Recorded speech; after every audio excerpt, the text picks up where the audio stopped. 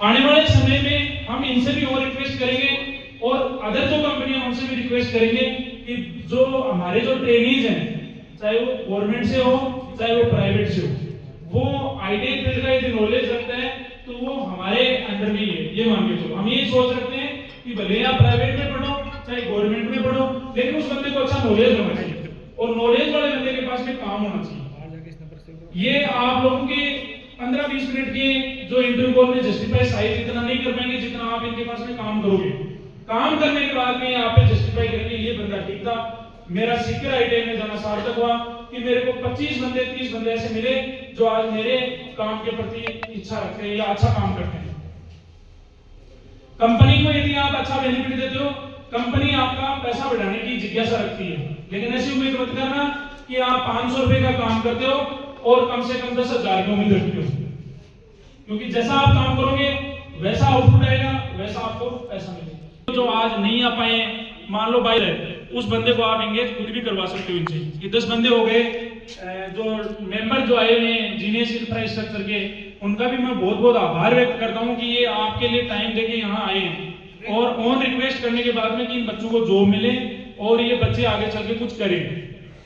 तो ऐसा नहीं है कि आप 3 महीने 2 महीने काम करके फिर भाग जाते हो।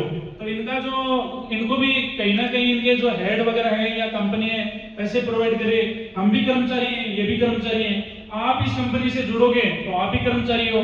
तो कर्मचारी का ये दायित्व है कि उस जो इंफ्रास्ट्रक्चर है उसके प्रति सजग होकर ईमानदारी से काम करें। और अच्छी बात यह है कि आप जितने इनके जो स्मार्ट मीटर वगैरह का काम करोगे, जितना अच्छा आप आउटपुट दोगे, वैसे आपके इंसेंटिव बढ़ते जाएंगे। तो काम आप पे निर्भर कर रहा है, ना कि इन पे हमारे पे कोई निर्भर नहीं कर रहा है। आप कैसा काम करते हो, एक सिंसियरिटी भी मैटर है। आप लोगों का जो बोलने का जो नजरिया है, तरीका है, वो एकदम सिंसियर होना चाहिए। ऐसा लगना, भले ही कंपनी आपको ले नहीं ले, लेकिन आपका जो रहन सहन, बोलने का जो तरीका वो अच्छा होना चाहिए।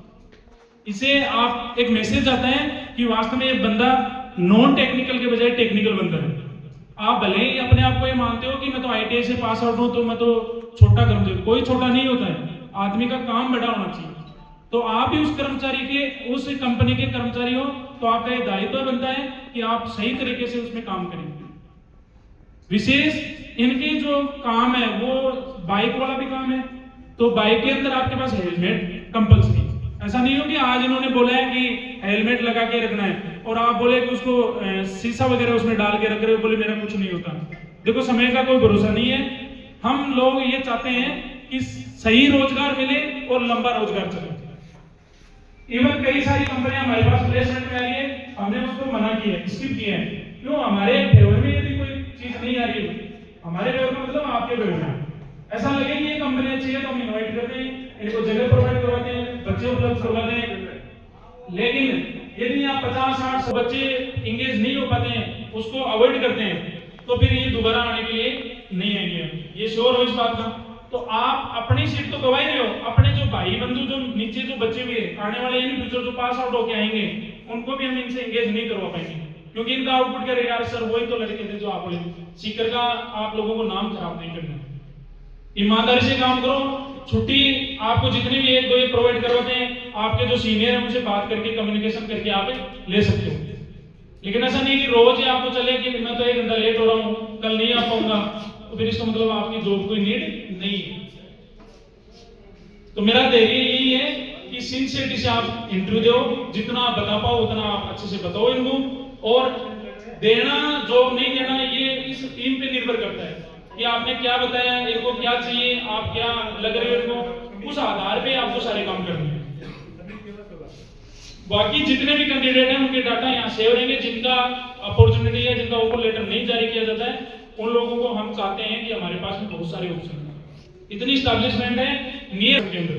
आप यदि सर्च करोगे तो हम कल भी सर ये भर्जी सर आए थे, उस टाइम हम नहीं मिल पाए, इनसे थोड़ा सा टाइम दे पाए।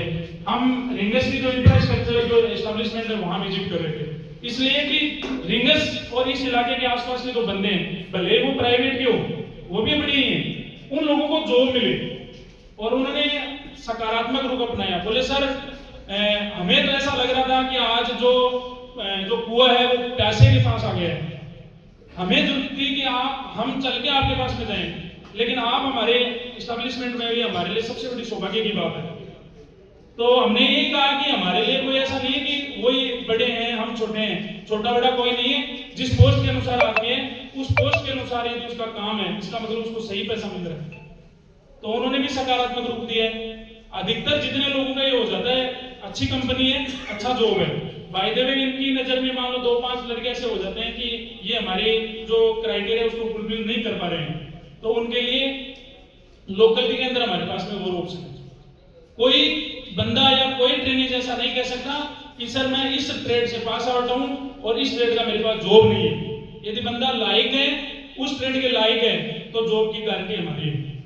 इवन वो लोग ये कहते हैं कि सर हम 15-20 मिनट में कैसे जस्टिफाई कर पाए कि ये बच्चे का इतना नॉलेज है या ये बच्चा कैसे काम कर पाएगा। आपके पास में जो ट्रेनिंग रह रहे हैं 2 साल, आप बता सकते हो कि ये ट्रेनिंग किस लायक है। हमारे पास में तो वो जब 2-3 महीने काम करे